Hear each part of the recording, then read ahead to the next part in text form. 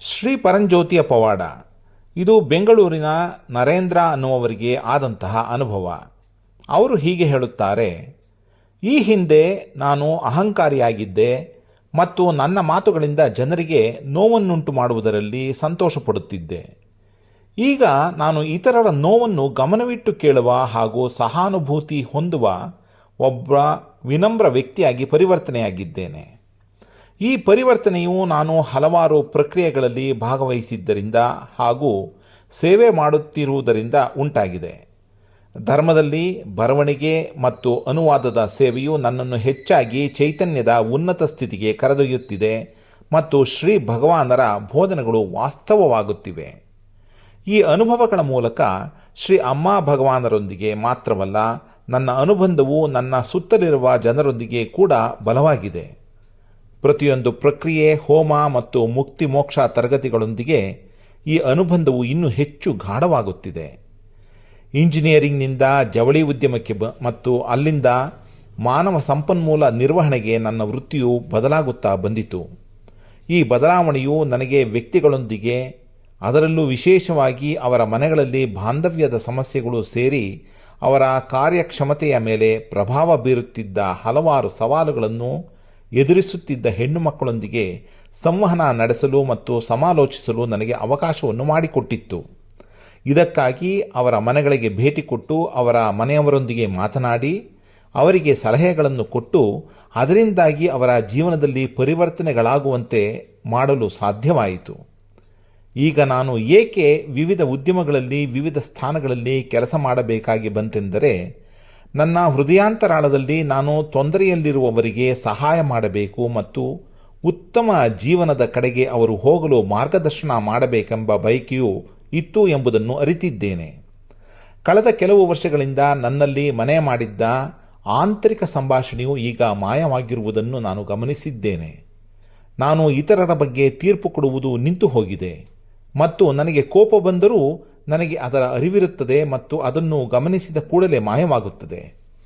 ಹೆಚ್ಚಿನ ಸಮಯ ನನ್ನ ಮನಸ್ಸು ನಿಶ್ಶಬ್ದವಾಗಿರುತ್ತದೆ ಮತ್ತು ಆಂತರಿಕ ಶಾಂತಿಯ ಭಾವವನ್ನು ಅನುಭವಿಸುತ್ತೇನೆ. ಕೆಲಸದಲ್ಲಿ ತೊಡಗಿಕೊಂಡಾಗಲೂ ನನ್ನ ಮನಸ್ಸು ಶಾಂತವಾಗಿರುತ್ತದೆ ಮತ್ತು ಅನಗತ್ಯ ಆಲೋಚನೆಗಳಿಂದ ನನಗೆ ಅಡ್ಡಿಪಡಿಸುವುದಿಲ್ಲ. ಗತವು ನನ್ನನ್ನು ಈಗ ತೊಂದರೆಗೊಳಿಸುತ್ತಿಲ್ಲ. ಒಂದು ವೇಳೆ ಅದು ಉದ್ಭವಿಸಿದರೂ ಬೇಗನೆ ಮಾಯವಾಗುತ್ತದೆ. ನನ್ನ ಪ್ರೀತಿ ಪಾತ್ರರಿಗೆ ನಾನು ಮಾಡಿದ ತೊಂದರೆಗಾಗಿ ನಾನು ಪ್ರಾಮಾಣಿಕವಾಗಿ ನನ್ನ ಕ್ರಿಯೆಗಳಿಗಾಗಿ ಸಂಪೂರ್ಣ ಜವಾಬ್ದಾರಿಯನ್ನು ತೆಗೆದುಕೊಂಡು ಕ್ಷಮೆಯನ್ನು ಯಾಚಿಸುವುದರ ಮೂಲಕ ಅಪರಾಧಿ ಭಾವದಿಂದ ಮುಕ್ತನಾಗಿದ್ದೇನೆ.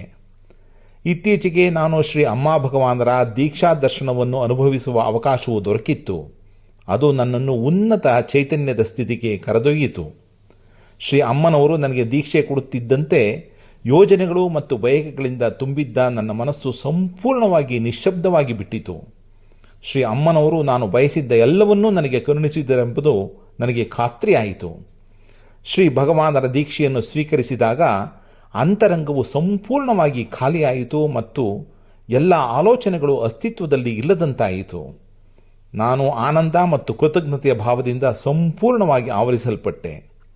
ದೀಕ್ಷಾ ದರ್ಶನದಿಂದ ಹಿಂತಿರುಗಿದ ನಂತರವೂ ನನ್ನ ಮನಸ್ಸು ಆಲೋಚನೆಗಳಿಲ್ಲದಂತೆ ಸುಮ್ಮನೆ ಉಳಿದಿದೆ. ಎಲ್ಲವೂ ಅನಾಯಾಸವಾಗಿ ತೆರೆದುಕೊಳ್ಳುವಂತೆ ತೋರುತ್ತದೆ. ಅಗತ್ಯವಿದ್ದಾಗ ಮಾತ್ರ ಮನಸ್ಸು ಕಾಣಿಸಿಕೊಳ್ಳುತ್ತದೆ, ಇಲ್ಲದಿದ್ದರೆ ಅದರ ಇರುವಿಕೆಯೇ ನನಗೆ ನಿಗೂಢವಾಗಿದೆ.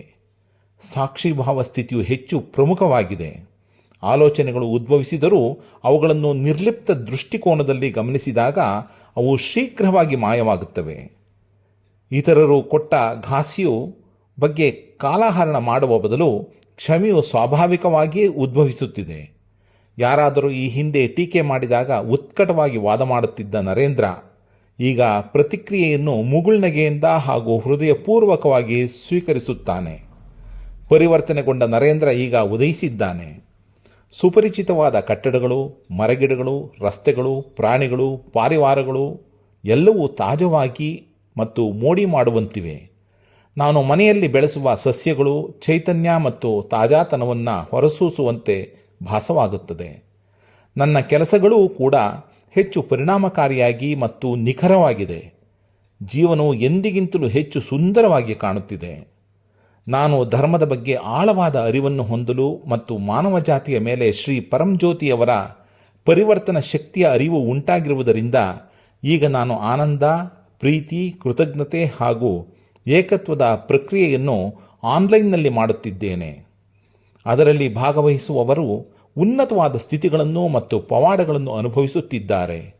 ಅದು ನನ್ನನ್ನು ಶ್ರೀ ಪರಂಜ್ಯೋತಿಯವರ ಸಂಕಲ್ಪದ ನೆರವೇರಿಕೆಗಾಗಿ ನನ್ನ ಅಳಿಲು ಸೇವೆಯನ್ನು ಮಾಡಲು ಸಹಾಯ ಮಾಡಿದೆ.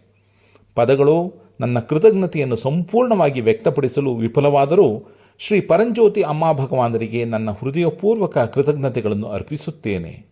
ಶ್ರೀ ಪರಂಜ್ಯೋತಿ ಅಮ್ಮ ಭಗವಾನರ ಪಾದಕಮಲಗಳಲ್ಲಿ ಎಂದೆಂದಿಗೂ ಕೃತಜ್ಞತೆಯಿಂದ ಸಮರ್ಪಿತನಾಗಿರುತ್ತೇನೆ.